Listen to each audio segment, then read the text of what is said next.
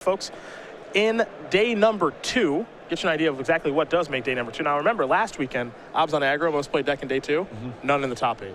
Yep. So not a very impressive day number 2 for them. Jeskai Black, really impressive day 2, and thus far a pretty impressive day 1 from our name players. Vaughan looks like he's casting a dig through time. You see his board with a Jace on 6. He's also got a copy of Master of the Unseen. He'll be taking a look at the top 7 cards, taking 2 here in just a moment. While for Hunter, 2 copies of Soulfire Grandmaster, and mana is online for him, though he is missing black at this point. And Vaughan here showing that he, like a lot of players in the room, expecting a lot of spells in people's deck this weekend, a lot of decks focused around critical spells. 1 copy of Dispel in his main deck and 2 main deck copies of Duress. So really trying to attack on that front. First dig through time we've seen be cast this weekend. I'm curious how that card's going to work its way into the metagame. It's almost too powerful not to. And it's still showing up in these Jeskai Black decks and a little bit of Nesper Dragons, but I think we're going to see more copies of Treasure Cruise start to show up just to ease the mana requirements a little bit for certain decks.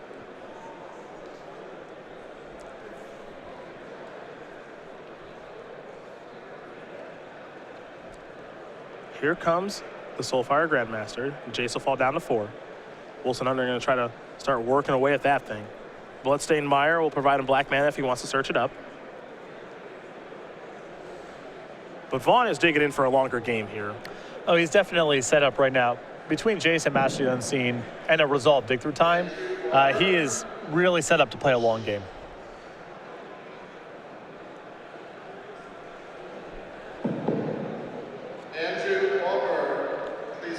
Let's see what Wilson Hunter has now. He'll go with a Tasigur. Delve away a couple of cards here. Building his board as we head back Robert Vaughan's way. He'll take a draw step. Does have Crackling Doom in hand.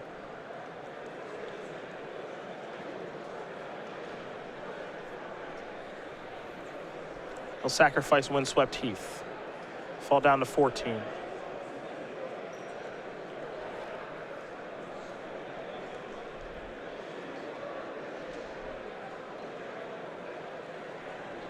And he'll search himself up a Prairie Stream that'll enter the battlefield on tap thanks to the 2 basics out there.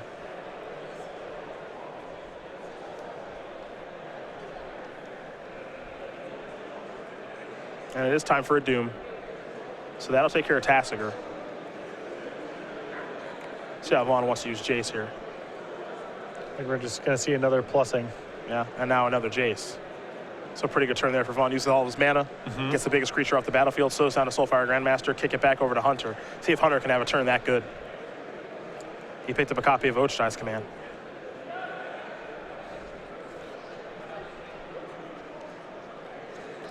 There's Battlefield Forge.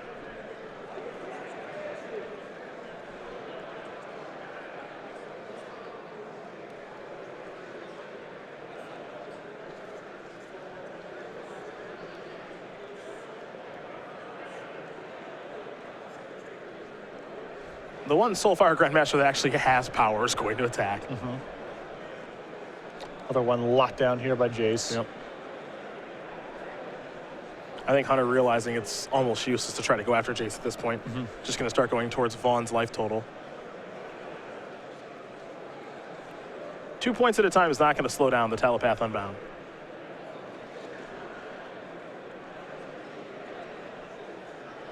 Now Vaughan's got something to consider here because Hunter didn't play anything. And if you're Robert, I'm playing the same deck as you.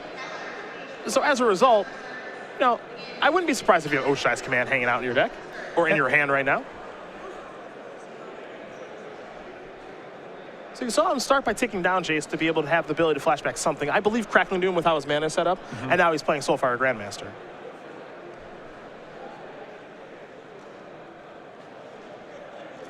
So here's Ochai's Command.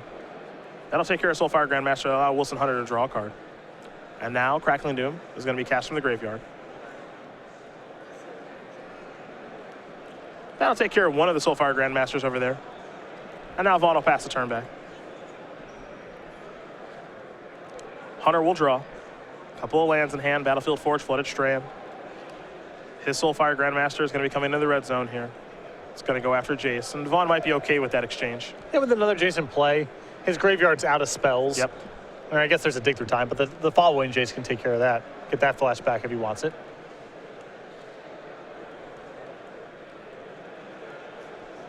There's a Plains there for Hunter. So over to Vaughan we go. The thing is, if you're Robert, as he's going to activate Jace, it's going to flip here in just a moment. I actually think you like your positioning because you're having this trading battle, but you have a Master of the Unseen on the battlefield. So eventually both players are going to exhaust themselves, run out of cards, and you can say, all right, I'm start making 2/2s. It also means that if you start drawing more lands than is ideal, that's fine. Yep. But the same is not true for Hunter. If he starts flooding out, he's just got nothing to do. And he's currently, it appears he is flooding out. Yep. 2 more lands in hand at this point. So Vaughan ticks up Jace to 6, slows down that Soulfire Grandmaster.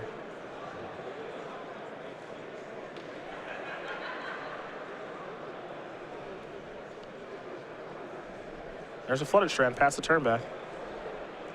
Now it's time for Vaughan to dig, see if this resolves. And it will resolve. So, top 7, take 2. Crackling Doom among them.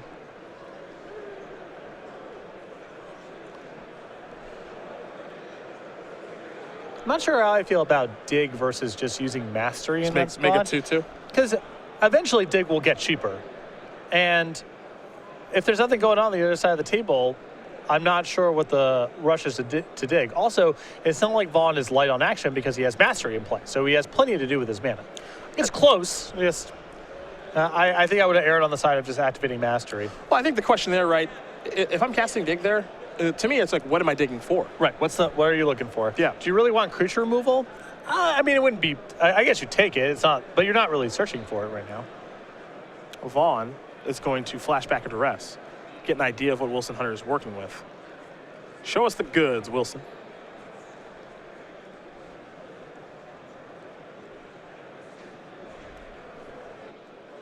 A complete disregard and a land. So complete disregard hits the bin. And now the window is clear here for Vaughan to do whatever. Imagine getting the Soulfire Grandmaster off the table this turn as a priority. Oh, I like this turn a lot, actually. Vaughan able to search up Cinderglade. We're going to see Dragon Master Outcast. He's also got Crackling Doom in hand. And what this does, simply put, is it forces Hunter to have a removal spell right now. Mm-hmm. And if he doesn't, I won't say it's over, but it's pretty close. So surprising, you see a reprint like this, and it's funny, you know, the reaction was, you guys wasted a mythic slot on this thing? Yeah, it's like, oh, this is, I guess, you know, you want casual players to get their hands on this thing, and, you know, it was definitely not a reaction of, oh, I wonder if it's going to be good this time around, you know? That was not the narrative at all. And last week for Clay Spickelmeyer, when he was playing for top 8, it was very good for him. And right now for Robert Vaughan, it appears it's going to be good for him too.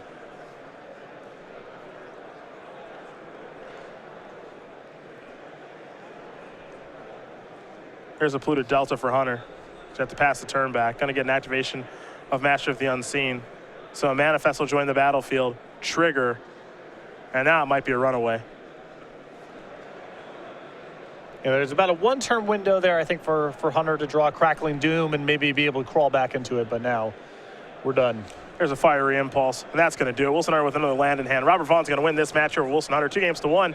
He wins the Jeskai Black Mirror. And for Vaughan, someone who, if you take a look through the top 32 of the standings, his name is always right in there. Mm-hmm. He's made some top 8s this season and some top 16s, but you know, he never performs badly when he comes, and he's been flying to most of the Open Series events, so maybe this is the deep tournament run that he's been looking for. Well,